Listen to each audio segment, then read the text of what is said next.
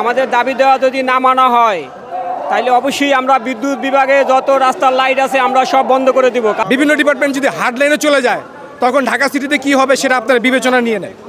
আমরা লাগাতার আন্দোলন করব। আমাদের স্টেক হোসেনকে যদি না দেয় আমাদের এই আন্দোলন চলবে। যদি আমাদের দাবি দেওয়া যদি না মানা হয় তাহলে অবশ্যই আমরা বিদ্যুৎ বিভাগে যত রাস্তার লাইট আছে আমরা সব বন্ধ করে দিব। কালকেও আমরা এই ঘোষণা দিয়েছি, আমাদের মেয়রকে যদি শপথ না নেয় এবং তাকে যদি বহাল না রাখে তাহলে আমরা অবশ্যই আমাদের কর্মস্থল আমাদের পুরা ঢাকার সিটি পুরা রাস্তার বাতি বন্ধ করে দেব। আমরা চাচ্ছি, কারণ বিগত সরকারের আমলে তাপস যে ছিল আমাদের কোনো কিছুই করে না এবং আমাদের কোনো ব্যাপারে আমাদের ফাইল কোনো ব্যাপারে উন্নয়নমূলক কোনো কাজ করে না। আমরা চাই এই মেয়র আসলে অবশ্যই আমাদের উন্নয়ন হবে এবং আমাদের দাবি দেওয়া পূরণ করবে, এটাই আমাদের আশা। আমরা মনে করি এই দক্ষিণ সিটি কর্পোরেশনের মশক ওয়ার্কার্স পরিষদের এবং আমাদের সিটি কর্পোরেশনের নগর ভবনের যতগুলো কর্মচারী আছে যারা আছে সবার একজন অভিভাবক দরকার। সেই হিসেবে আমরা মেয়র ইশরাককে আমরা মেয়র পদে আমরা চাচ্ছি, যেহেতু আদালতের রায় হয়েছে এবং আদালত তাকে নির্বাচন কমিশন তাকে গেজেট প্রকাশ করেছে, অতএব আমরা তাকে মেয়র হিসাবে আমরা ঢাকা দক্ষিণ সিটি কর্পোরেশনের মেয়র পদে তাকে চাচ্ছি। এটাই আমাদের,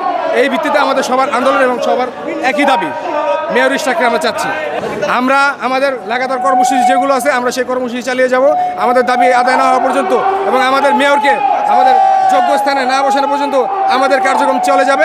নাগরিক সুযোগ সুবিধা যেটা বন্ধ হওয়ার কথা সেটা আলাদা ডিপার্টমেন্ট, আমাদের মশকটা হচ্ছে আলাদা ডিপার্টমেন্ট। প্রত্যেকে যার যার স্থান থেকে যদি তারা পদক্ষেপ নেয়, আপনাকে আমি ফার্স্টেই বলছি, আপনার বর্জ্য ব্যবস্থাপনা, মশক, বিদ্যুৎ বিভিন্ন ডিপার্টমেন্ট যদি হার্ড লাইনে চলে যায় তখন ঢাকা সিটিতে কি হবে সেটা আপনারা বিবেচনা নিয়ে নেয়। আমরা চাচ্ছি ইঞ্জিনিয়ার ইশরাক হোসেনকে অনতিবিলম্বে শপথ নেওয়ার পরে তাকে দায়িত্ব বুঝিয়ে দেওয়া হোক। এটা সরকারের বাহানা ছাড়া আর কিছুই না, কারণ ইকুয়াল আইন এবং ইকুয়াল প্রোটেকশন যদি হয় তাহলে চিটাগাংয়ের মেয়র মহোদয়কে শপথ পড়ানো হলো, তাকে তার যোগ্য মর্যাদায় বসানো হলো, কিন্তু আমরা জানি না কি কারণে ইঞ্জিনিয়ার ইশরাক হোসেনকে এখনও তার দায়িত্ব বুঝিয়ে দেওয়া হয় না। আমরা ঢাকা দক্ষিণ সিটির ভোটাররা আশা করব আজকের দিনের মধ্যে যেন আইনের জটিলতা নিরসন করে যেন ওনাকে শপথ পড়ানো হয় এবং ওনাকে ওনার যোগ্য মর্যাদায় বসানো হয়। আমরা লাগাতার আন্দোলন করব, কারণ এটা ন্যায়ের দাবি। এটা দক্ষিণ সিটির আমরা ভোটাররা ভোট দিয়েছি, আদালত রায় দিয়েছে, ইলেকশন কমিশনার গেজেট প্রকাশ করেছে। এটা যদি বর্তমান উপদেষ্টা মহোদয়রা না বুঝতে চান তাহলে তো আমরা ঢাকা দক্ষিণ সিটির মেয়ররা আমরা যে অবস্থান নিয়েছি সেই অবস্থানে অটল থাকব। আমরা চাচ্ছি আমাদের ইশরাক হোসেনকে অবিলম্বে কোর্টের রায় দিয়েছে এবং গ্যাজেট হয়েছে, সেটা মেনে তাকে অবিলম্বে শপথ করার জন্য।